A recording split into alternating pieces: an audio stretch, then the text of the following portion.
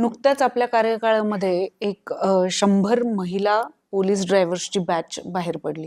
मला वाटतं इतिहासात हे कदाचित पहिल्यांदाच घडलेलं असावं. या सगळ्याबद्दल जरा सांगाल?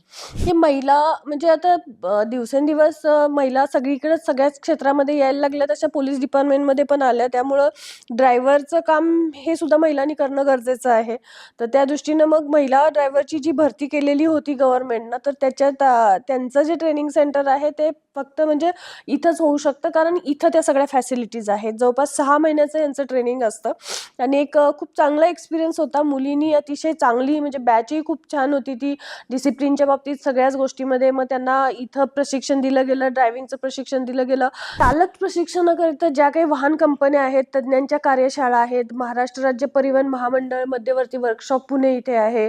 त्याचबरोबर ड्रायव्हर ट्रेनिंग आणि रिसर्च पुणे या ठिकाणी त्यांच्या भेटी ॲडजस्ट करून तिथं त्यांना प्रशिक्षण देऊन वगैरे ह्या सगळ्या मुलींना आता तयार केलेलं आहे आणि त्या खूप उत्तम प्रकारे तयार होऊन आता पोलीस दलामध्ये ही महिला ड्रायव्हरांची फळी आता म्हणजे रवानाही झाली. जवळपास ह्याला 1 महिना झाला असेल आणि अजूनपर्यंत त्यांचे कामं चांगलेच चालले आहेत. कुठल्याही प्रकारची कंप्लेंट आमच्याकडे आलेली नाहीये. अच्छा, म्हणजे आता गेल्यानंतरही आपले स्टुडंट्स नक्की काय करतायत याच्यावर तुमचं वॉच असतो?